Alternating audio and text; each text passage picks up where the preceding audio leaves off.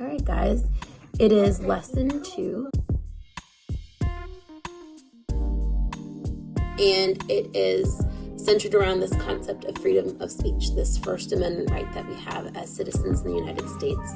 And as I stated in the last lesson, the First Amendment is at the heart of our unit, because the research that we're able to do in this country is because of our right to have ideas, share ideas, and explore new information without censorship or without persecution from the government.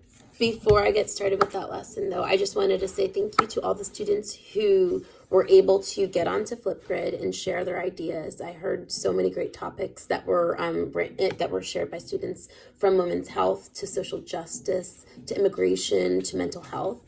And mental health was something that kind of like hit home for me when I heard a student mention that, because living life in quarantine, I feel like it's starting to wear a little bit, not just on me, but like on everybody in my life. And I mean, like at first it was like pretty awesome because, I could sleep in, which are things that like, sleeping in, is amazing. Like, and my children are starting to sleep in, but I'm also noticing that part of what somehow has made me a happy, well-balanced person is the fact that when I do wake up early with you to do my job, I am a happier person. So this morning I actually did get up early, and around 6:00 I went for a run.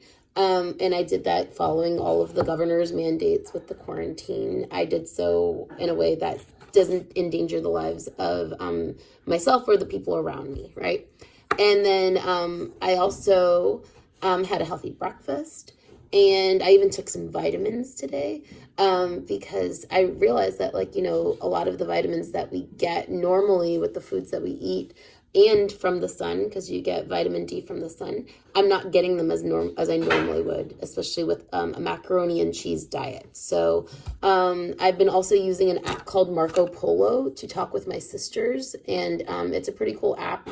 And we all live in different time zones, so it's a nice app that we can use to video chat with each other, even though the other person's not necessarily there right then. And we're able to have these long continued conversations and not feel that like one sister and another sister are able to talk and share, laughs and fun while the other sister is left out. So you should check out Marco Polo. I thought it was pretty cool.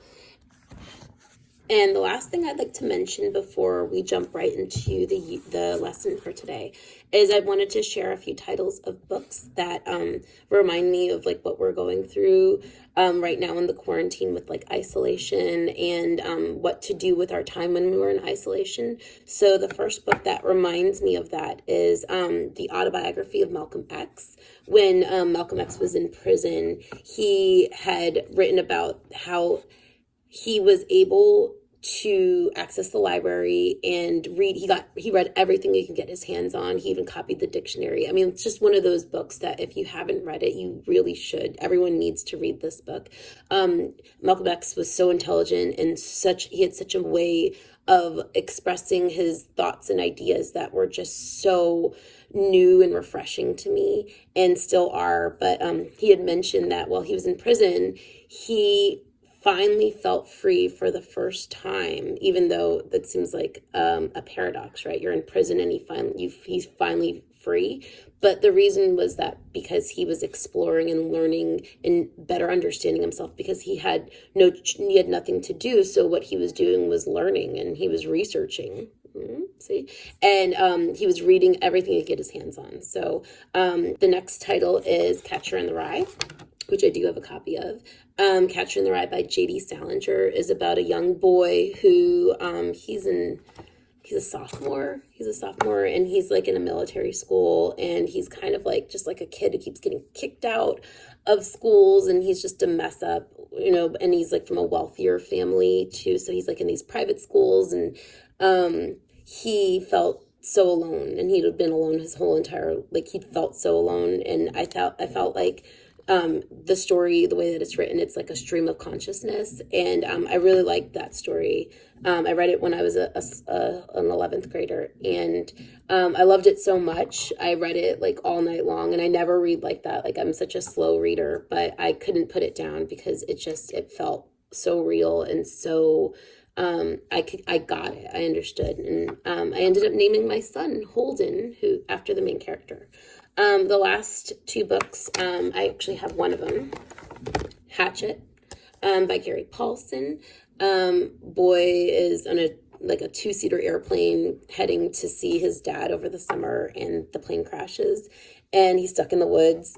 And it's a really amazing story about like the resiliency of both like mind and of body, and it's about his time in the Canadian forest. And if you've read it, I suggest that you reread it and think of it as this whole experience, not just as like a literal story, but like as a metaphor for resiliency and for getting through hardship that we have no control over. So check it out.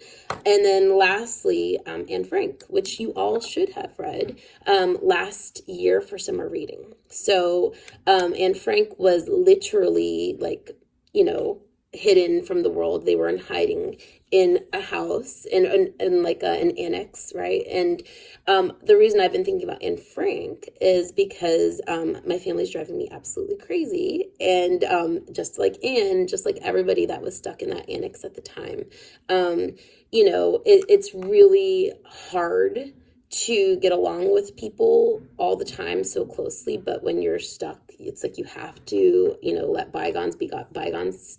So, and find humor. Like, I really loved the entries that she wrote that spoke to the things that, were funny for her, and they helped her survive. And I saw a lot of you in your Flipgrid, you like having cats and pets with you, and it reminded me of Moochie, the cat that was in the annex with them. And I have my Miles, my miniature schnauzer, who's been there like keeping me sort of like cozy and comfortable, and like reminding me that like I'm not the only one going through quarantine, and he makes me happy. So he's always been on quarantine though. Have you ever thought about that? Your pets are always on quarantine, and now payback?